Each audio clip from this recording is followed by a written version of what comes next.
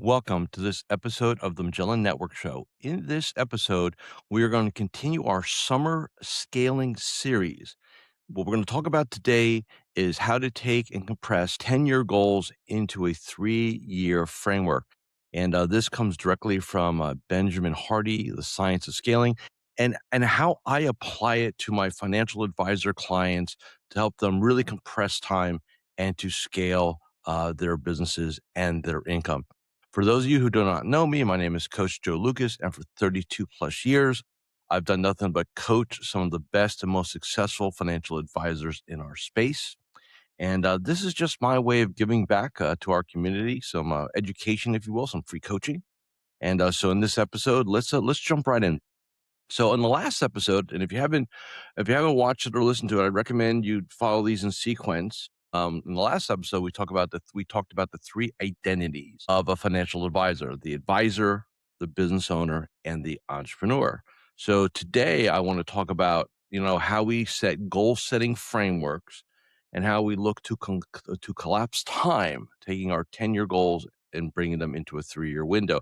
So I first did this 2 years ago during one of our annual Magellan Vision planning retreats. I think we were in Miami Beach at the time. And so our framework, when we do our Magellan Vision process, and it's going to stay the same this year, is we're going to create a 10-year vision, 3-year, and 1 year. So we follow EOS, Entrepreneurial Operating System/Traction, because a lot of my clients run on that. And so when we decide to redo our business planning, we said, let's just kind of follow that framework, because that way it folds right into people's VTOs and L10s and everything else. And it's worked really, really, really well. So one of the things we did after we had everybody, so we're in the room, and you got to picture this, right? We're in a beautiful hotel. I forget the name of it, the Palms or something.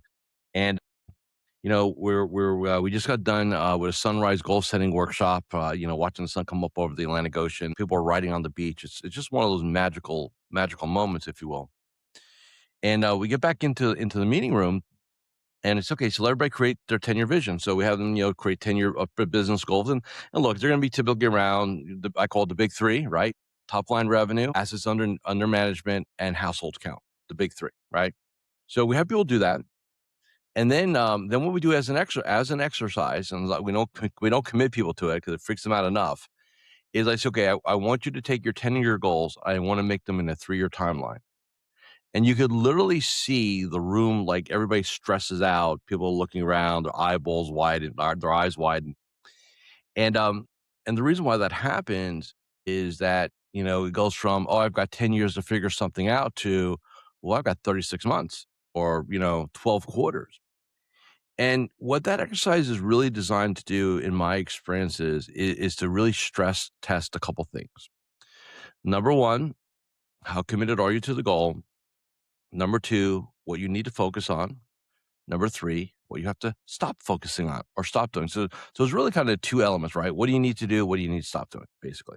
So in our framework, and I'm going to give you like a hypothetical advisor situation, right?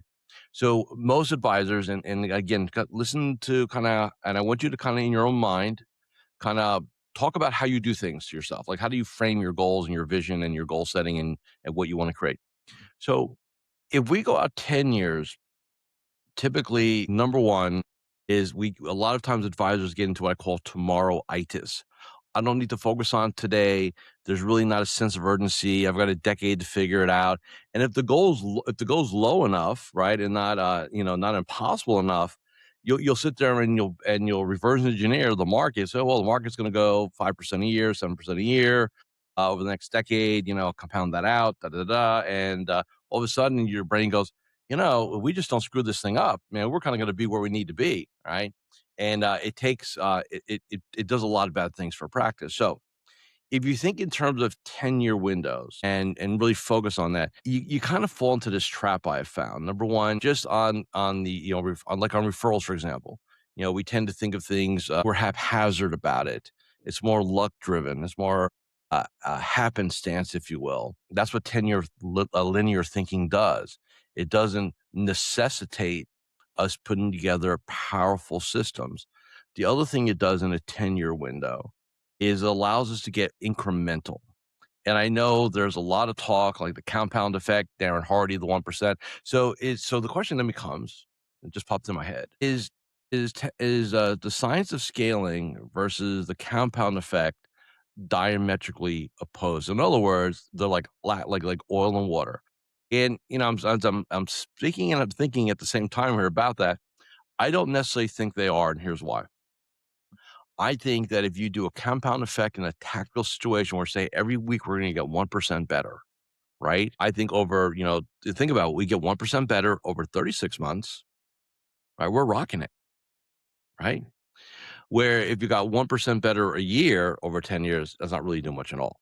So I think they do coexist in the frames, but I do think the 1% rule, right? I believe is more of a tactical element where strategically you always want to be thinking about, 10x is easier than 2x, really having that concept of the impossible goal.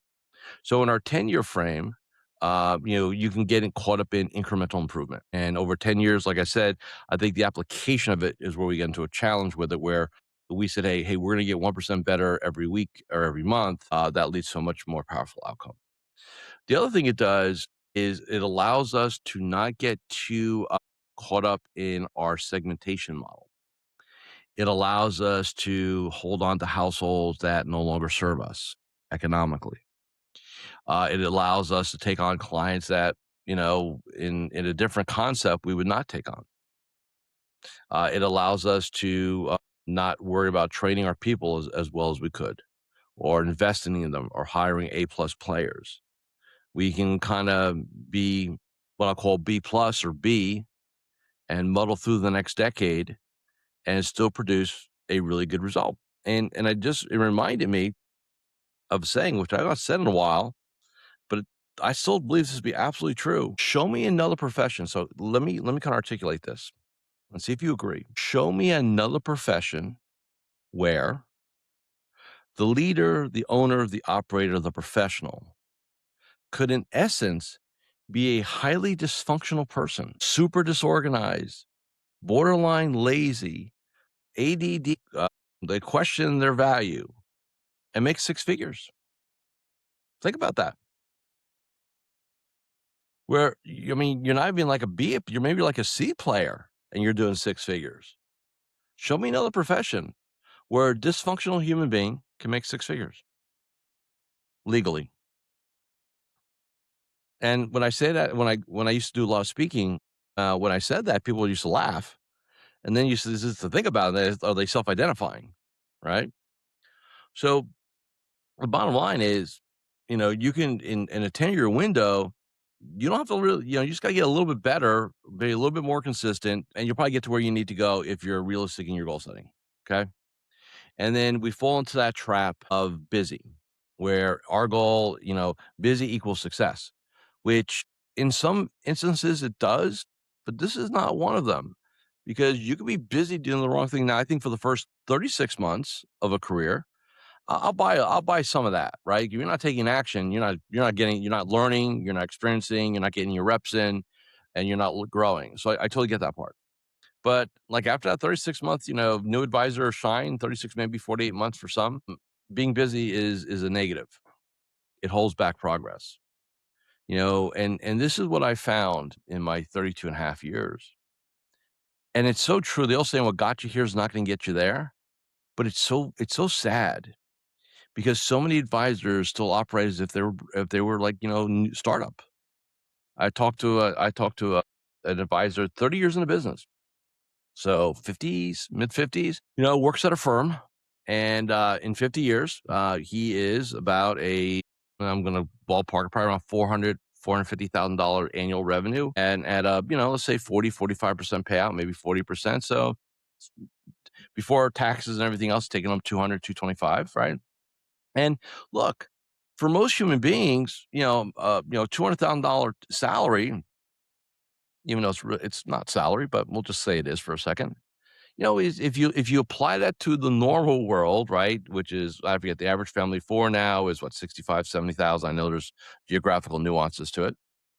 So 200,000, you're doing 2 to 3 times better than the typical American household, right? But that is so so underachieving in this game. It's I don't say it's criminal, but it's all to me, it feels like it, right? So when I talked to him, I said, "Hey, man, like, walk me through your approach."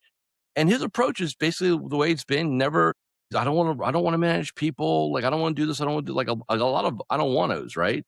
And so, in other words, he's never really evolved. He's just gotten a little bit better at his game, but he's never so he's gotten better at the game he plays, but the game he plays will no longer allow him to scale. In fact, the game he plays is a prison.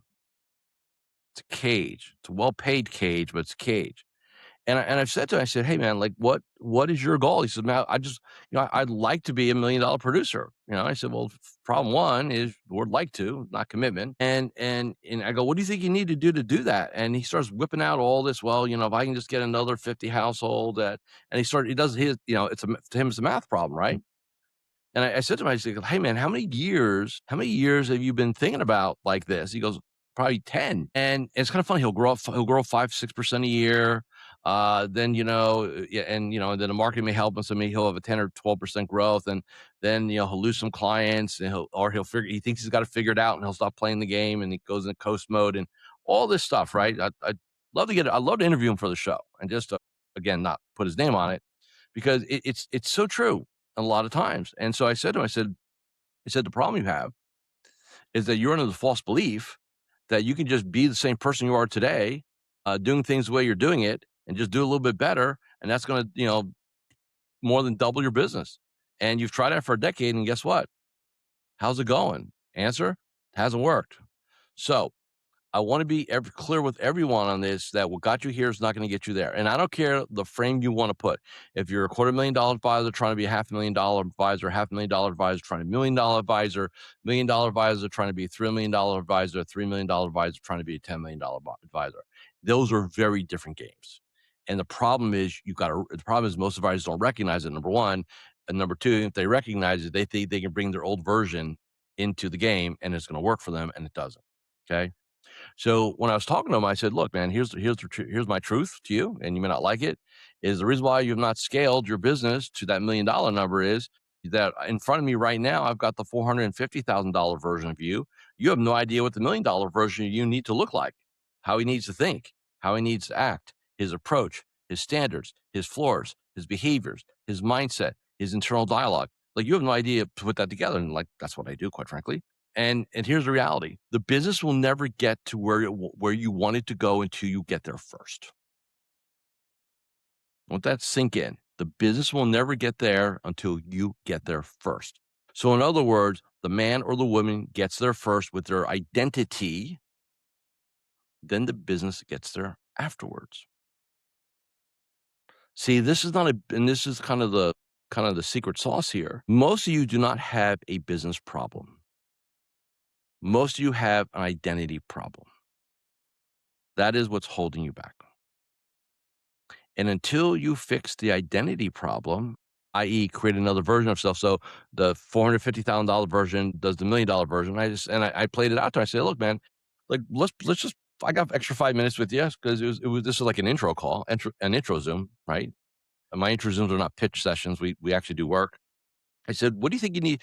I said, "Who would you need to become, or what would need to be true for you in order for you to be doing $1 million a year in production?" And I kind of bit my tongue because I wanted to be quiet. And I could see him thinking, is like I could see his brain. He's like he's visualizing. His eyes are up, kind of painting pictures. So he's a visual person. And he comes back. He goes, "I'd I'd have to have bigger clients." I said, "Okay, okay, right." So like I said, like what right now? What's your minimum right now? He goes, $250,000. I said, it needs to be at least a 500,000, if not a million, starting today. And you see his eyes widen up, right? I said, "You got to raise your floor, right?" And then you ask him like, "Hey man, like why?" Well, just out of curiosity, like how long you've had that minimum? And he goes like 15 years. I go, "Dude, even if you indexed it for inflation, you're probably looking at four, right? 400K. So this is why, because we get comfortable. So one of the challenges that you're all going to have, is I have had, and many of my clients have had, is that when you want to do great things, that immediately you have to accept the fact and the reality that you're going to need to get uncomfortable. It is a non-negotiable. It does not happen any other way. So I want to just kind of give you that quick story and to close that out. So I said, what else would you have to do? He said, I said, well, how are you going to get new clients? He goes, I'm going to really have to get super proactive with two things actually. He had two, I had one more. I said, I got to get better getting referrals. I said, agreed. And he said, I've got one or two COIs, but I really don't put a lot of energy into that. Probably need to. I said, yeah, man, absolutely. And then I threw a third thing out. I said, look, do you have I think he's got 240 households or something like that. And I said, do you have balance sheets or financial plans on all 240? He goes, none. I said, okay, so you've been operating like a broker basically. So we need to fix that, right? And that I just want to kind of close out that conversation. The jury's still on whether he's going to do this or not. So I don't have a happy ending for you if you're looking for that. So getting back to our 10-year, 3-year. So when I have them suck in the 10-year into a 3-year, there's a couple things that are true. Number one, that we can't rely on luck for business development. You can't hope things are going to happen. You got to make things happen. And so we talk about a couple different things. Number one, a real solid introduction and referral strategy, not a campaign that we do once in a while, but something that we indoctrinate our practice with. Number two, we do is that we understand at bare minimum, every one of our households is going to have a balance sheet. We don't need to do a full blown financial plan for everything. Not everybody wants to do them. B, I don't want you giving it away. And C, in some cases, really just not warranted. But a balance sheet, basically just say where, even like almost like a half a balance sheet, would just say where are all the assets, let's look at your money game, right? And you could do that in most financial planning tools, by the way, have the net worth builder or the balance sheet builder. I'm a big fan of like Asset Map, for example. I think many of my clients use Asset Map, and yeah, I'll endorse it.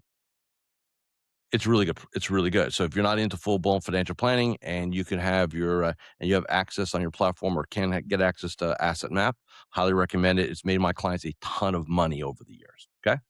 Now, and they don't endorse the show, by the way. They're not a sponsor. It's just my observation. So, so optimization, referrals, and then the concept of a super COI. And this could be a whole different episode, but I just want to drop this for a second. So if you have COIs that give you one or two referrals a year, they can give you 3 to 4 times more if you nurture them. A lot of advisors fall into the camp of, well, if I got 3 COIs that give me a couple referrals a year, 10 COIs giving me a couple referrals a year is better. The answer to that is no. What you want is 3 to 5 super COIs. And what a super COI is basically is someone who has the ability, they just haven't done it yet, but they've shown the ability to refer you. And they also have the opportunity to really do that with whether it's a CPA, with a lot of the clients that we covered, or an attorney, or a business coach, or an EOS implementer, or it really doesn't matter. But bottom line is that they have the ability, and you get 3 to 5 of those. And to me, a definition of a super COI is somebody who can refer you an ideal client once a quarter. So it's not crazy talk here, right? So referrals, introductions, optimization through balance sheets, Asset Map, super COIs. 3 strategies. There's a fourth one that we're not going to talk about here, but it is on the board for some, which is acquiring retiring advisors practices, right? So we had to take our 10-year goal down to a 3-year goal. How do we execute?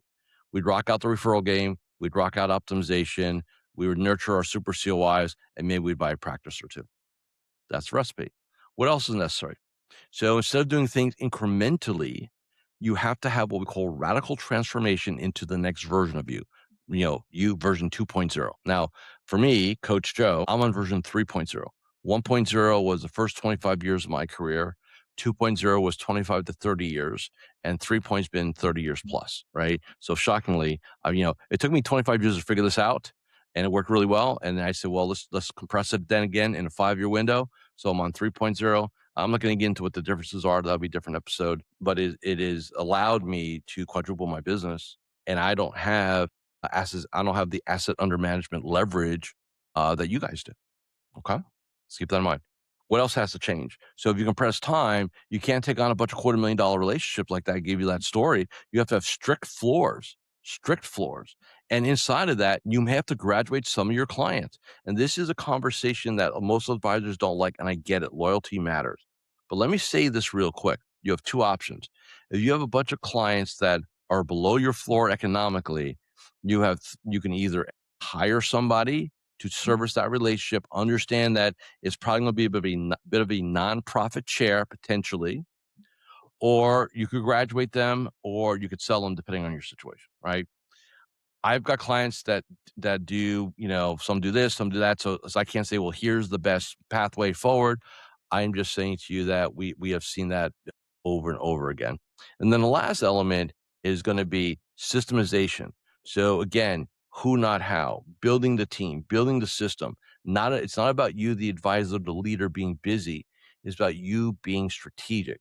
So it's about CRM systems, prep systems for your reviews, marketing systems, mastering your CRM, mastering whatever version of AI you want. Like, you really need to have those things, because you can't double and triple your business by effort. It's leverage. The key word is not working harder. It's leverage. So if I can tattoo something on somebody's forehead, it would be the word leverage. You need to learn how to leverage your relationships, your teams, your clients, your time, your output in order to get where you need to be. Okay. So that is our conversation for this week. So again, like today's video, refer it. So make sure you like it. Make sure you subscribe to our channels. Drop us a review. That really does help us here. Go ahead. If you found this episode valuable, send it off to a colleague in the game. Share it. Love that. And if you need to find me, coachjoe.guru. Coachjoe.guru. Have a great week. See you all again next Friday.